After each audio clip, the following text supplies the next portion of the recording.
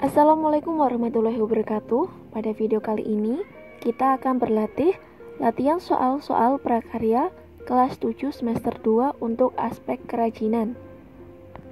Oke, langsung kita mulai soal yang pertama. Serat adalah suatu material yang perbandingan panjang dan lebarnya sangat besar, dan molekul penyusunnya terorientasi, terutama ke arah A. Panjang, B. Lebar, C. Berat, D. Lingkar. Jawabannya adalah A. Panjang. Soal berikutnya. Negara yang pertama kali mengolah bahan serat alam adalah A. Mesir, B. Turki, C. Brasil, D. Cina. Jawaban yang benar adalah D. Negara Cina. Soal berikutnya. Bahan serat alam dapat digolongkan menjadi 3 jenis, yaitu serat yang berasal dari A. Tumbuhan, hewan, dan manusia, B. Tumbuhan, hewan, dan mineral, C. Tumbuhan air, tumbuhan darat, dan mineral, D. Hewan bersel 1, hewan bersel banyak, dan tumbuhan. Jawaban yang benar adalah B. Tumbuhan, hewan, dan mineral. Soal berikutnya.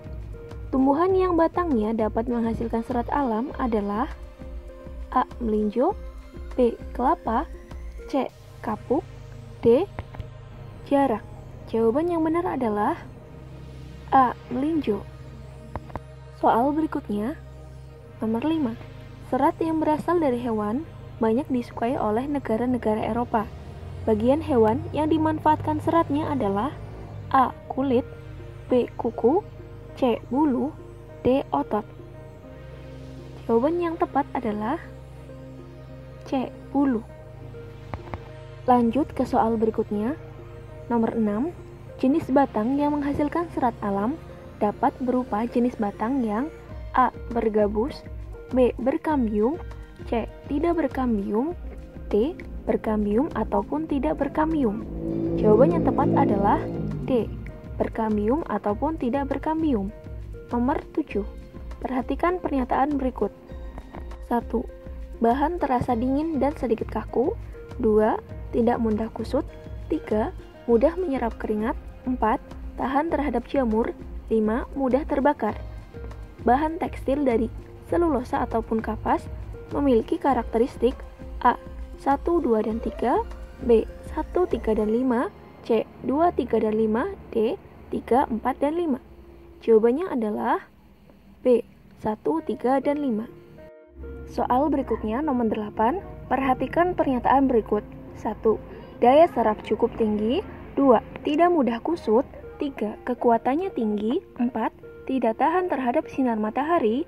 5. Mudah berjamur. Serat sutera memiliki karakteristik A. 1, 2, dan 3, B. 1, 3, dan 5, C. 2, 3, dan 5, D. 3, 4, dan 5. Jawaban yang benar adalah A. 1, 2, dan 3. Soal berikutnya. Langkah awal pengolahan bahan serat adalah A. Pemintalan benang, B. Penggulungan benang, C. Pencelupan warna, D. Penenungan benang menjadi kain. Jawaban yang tepat adalah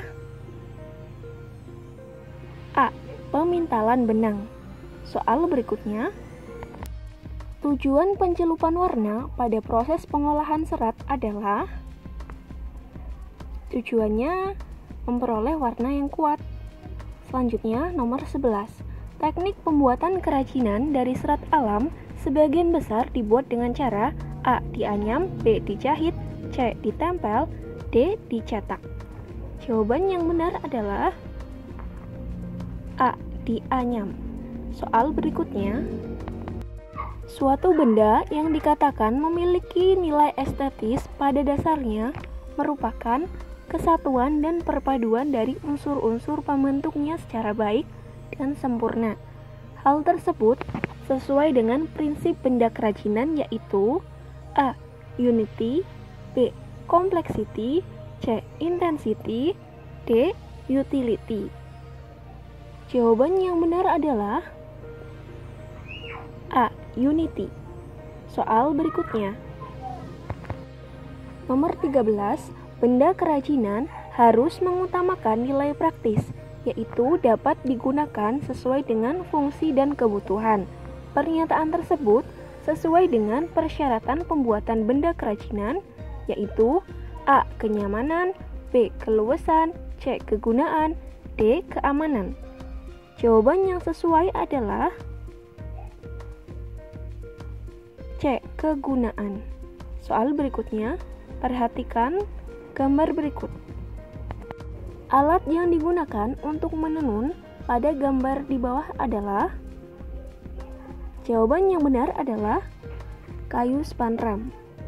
Soal berikutnya nomor 15. Bahan pembuatan busana yang berfungsi untuk penutup belahan sekaligus hiasan busana adalah A. Resleting, B. Pita, C. Zipper, D. Kancing.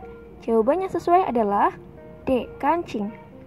Soal berikutnya, kain batik yang dipakai oleh raja dan keluarga dekatnya sebagai lambang keperkasaan dan keadilan bermotif A. Larang rusak, B. Truntum, C. Sidomukti, D. Kawung. Jawaban yang tepat adalah D. Kawung. Soal berikutnya, perhatikan gambar berikut. Tas pada gambar di samping dibuat dengan cara, jawaban yang tepat adalah dirajut. Soal berikutnya nomor 18.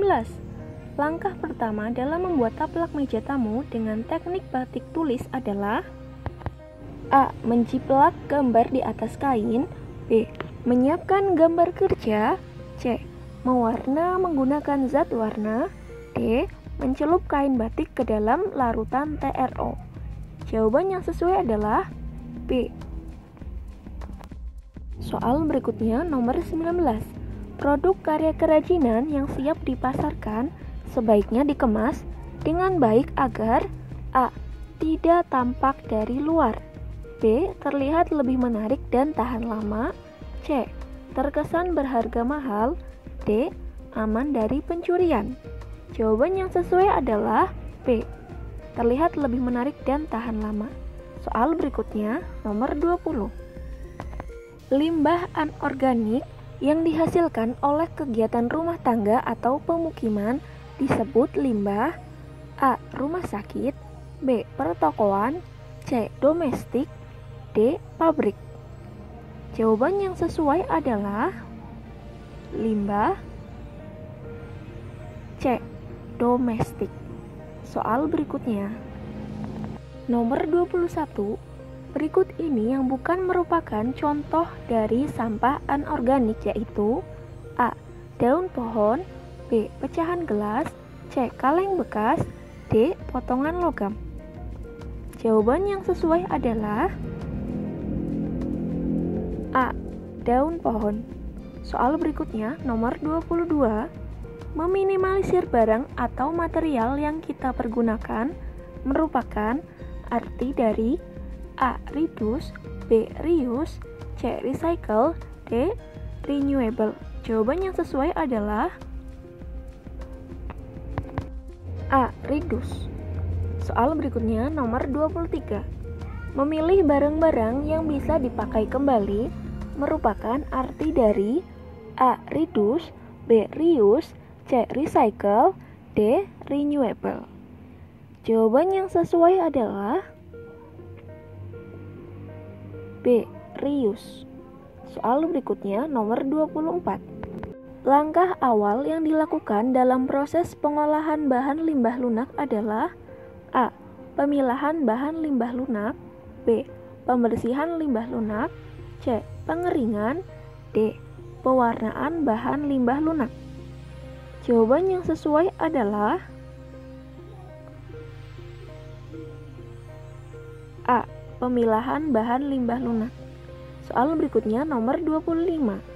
Berikut ini merupakan bahan utama untuk membuat kerajinan anorganik lampion, yaitu A. Kertas, B. Botol kaca, C. Kain perca, D. Pecahan keramik.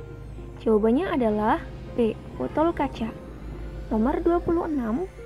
Produk kerajinan pelepah pisang relatif beragam. Banyak pengrajin yang telah memproduksi desain baru dari pembuatan kerajinan ini. Beberapa produk yang dihasilkan dari pelepah pisang diantaranya adalah sebagai berikut. A. Aneka patung dan miniatur replika jembatan. B. Sendal, sampul buku loker. C. Tempat tisu, vas bunga, wadah serbaguna. D. Furnitur, gantungan kunci, sajadah. Jawabannya adalah C. Tempat tisu, vas bunga, dan wadah serbaguna. Soal berikutnya, nomor 27. Limbah atau sampah plastik dimanfaatkan untuk membuat bata plastik, yaitu di negara A. Belgia, B. Prancis, C. Swedia, D. Skotlandia. Jawaban yang sesuai adalah C. Swedia. Soal berikutnya nomor 28. Jenis plastik untuk membuat botol plastik dan kontainer dari minuman yaitu A. HDPE, B. PETE, C. Vinil, D. LDPE. Jawabannya adalah B. PETE. Soal berikutnya nomor 29. Berikut ini merupakan kerajinan dari sisa kain perca kecuali A. Baju boneka, B. Baju Barbie, C. Baju boneka Tambun, D. Kancing boneka. Jawabannya adalah D. Kancing boneka. Soal berikutnya nomor 30. Limbah kain perca dapat digunakan untuk membuat produk yaitu A. Selimut, B. Tutup dispenser, C. Tutup magic jar, D. Semua benar. Jawabannya sesuai adalah D. Semua benar. Soal berikutnya nomor 31. Serat yang berasal dari tumbuhan dapat diklasifikasikan menjadi 4. Sebutkan dan berikan contohnya. Jawabannya, serat dari tumbuhan diklasifikasikan menjadi 4, yaitu yang pertama ada serat dari biji, contohnya biji pohon kapas dan kapuk. Yang kedua, ada serat dari batang, contohnya batang pohon anggrek, linjo.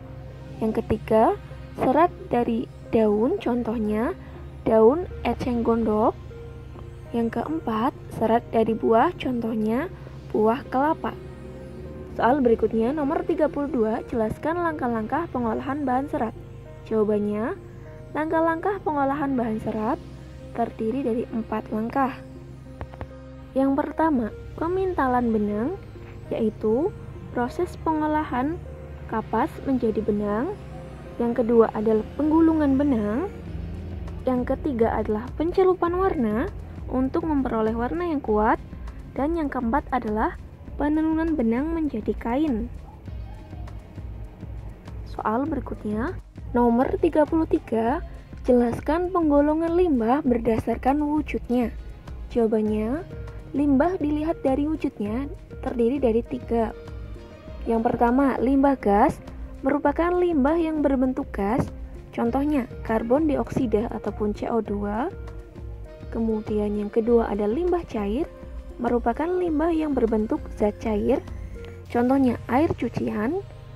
Dan yang ketiga adalah limbah padat, yaitu merupakan limbah yang berbentuk zat padat, contohnya plastik.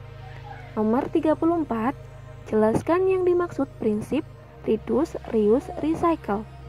Jawabannya, reduce atau mengurangi berarti meminimalisir barang atau material yang kita pergunakan.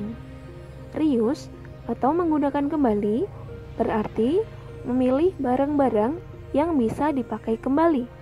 Recycle atau mendaur ulang berarti barang-barang yang sudah tidak berguna didaur ulang lagi dengan cara dibuat kerajinan.